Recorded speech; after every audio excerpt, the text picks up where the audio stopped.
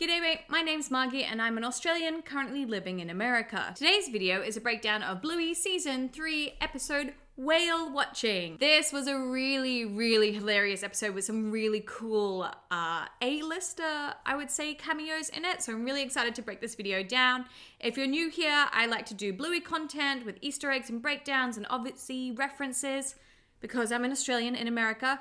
But I also, outside of the release of Bluey Season 3, like to do Australia versus America content as well.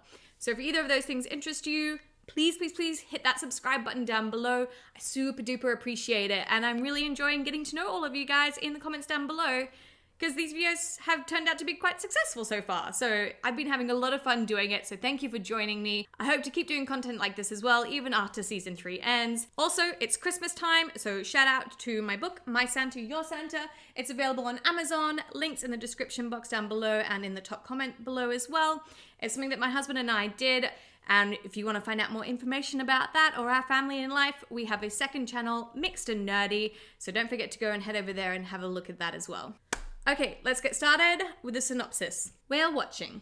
Bluey promises her customer Bingo the best tour ever in a game of whale watching.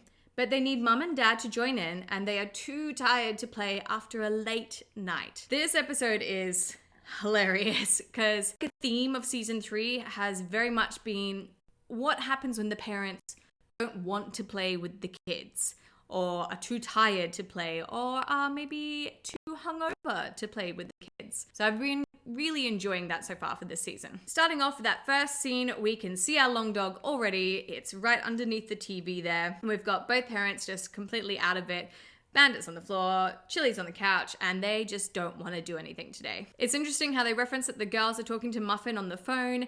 I know when I was their age, I would have had no idea how to call someone on the phone. So it's interesting how they involve the technology in this and show that, yeah, kids that young can use technology and call each other all the time. We also then find out that this is happening on New Year's Day, so on the 1st of January. And I know a lot of people, I think from what I could see on Reddit and Facebook, were worried that that meant that we weren't going to get a Christmas episode because we've past it already. I don't think that's the case. To be honest, I think they might release a Christmas episode on Christmas Eve or Christmas Day in Australia. Hopefully we might get something like that, but I very much doubt that they're gonna miss a Christmas episode. We then get the background music starting up, and as soon as I heard this song, I knew that I knew it. My first recollection was from when it was used in Alice in Wonderland when the vulture's coming in from the sea, because it's kind of like a sea shanty classical song. It is called the Sailor's Hornpipe. It's from the 1700s.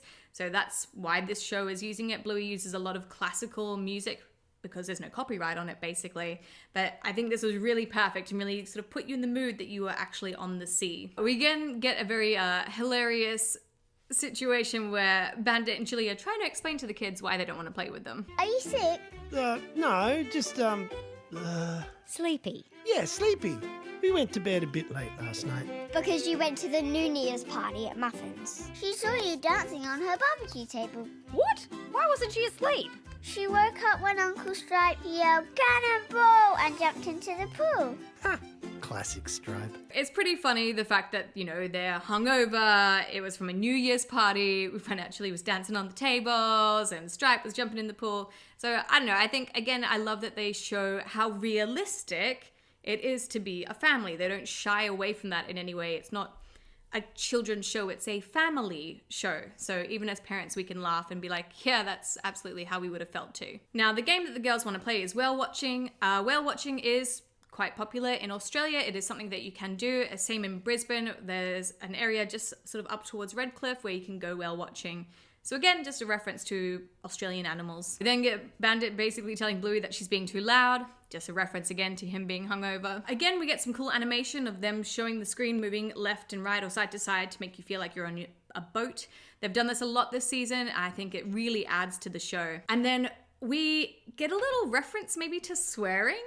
So when Chilli basically is making it harder for Bandit by being like, oh, they're snapping turtles, he just goes, oh, for ... So usually it would be O for F sake. So I guess kind of a reference again to adults being adults and not wanting to have to do stuff, especially when someone's making it harder for you. So it's interesting that they added that little bit of almost swearing into it. Now, again, another reference to an Aussie animal. Snapping turtles do exist in Australia. However, they are more common for, I think, America and Canada. But our snapping turtles are usually freshwater ones in a river, so it's very rare that you would see them at sea. We then see, as the frame turns, we see our tennis ball Easter egg just there underneath the little cupboard. Again, we see Whistler's mother in the photo frame there, as well as the postcard of Humayun's tomb from India, I'm pretty sure. We've seen this also on the fridge, so I don't know why it's moving around the house so much. But we then get to see Chilli, the lazy whale. And it, of course, gives her quite a bit of a ribbing by calling her like an old girl and saying she's not very lively.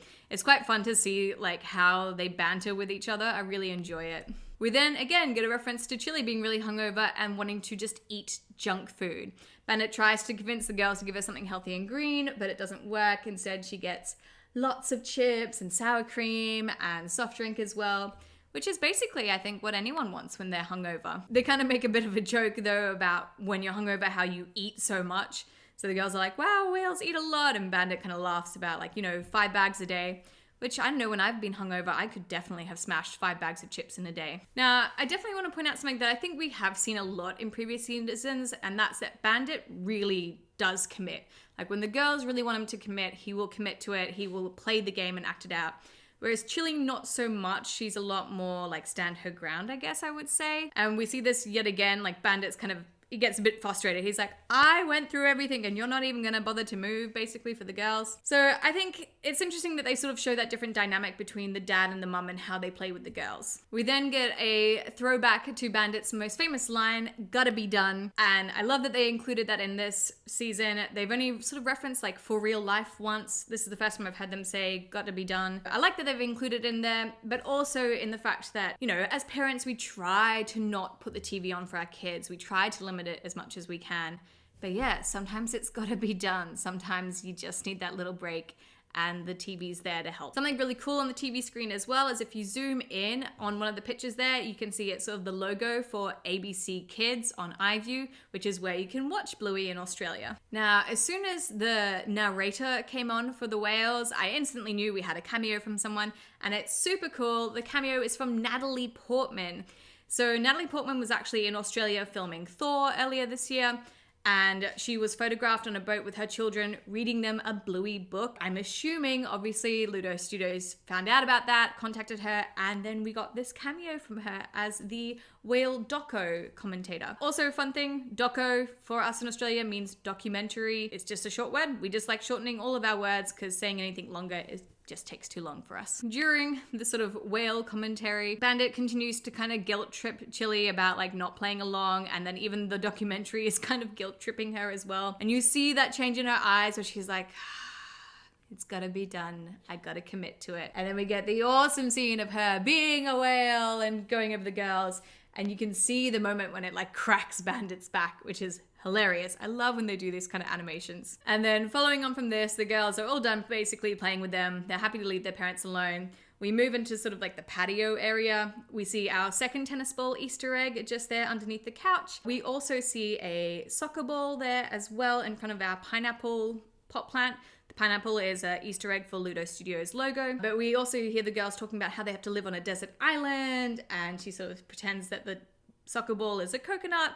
I think this is a big reference to the movie Castaway, where they get cast away and have to live on a desert island, and there's a volleyball there that they end up turning into Wilson.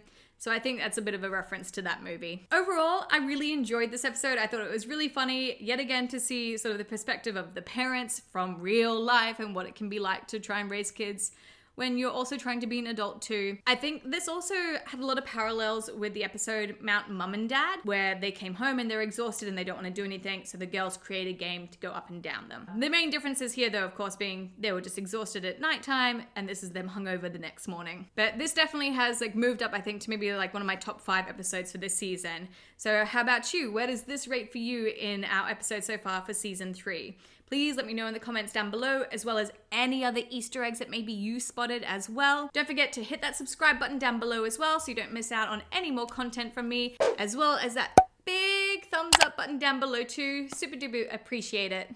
And I will see you in another video. Mwah! Bye!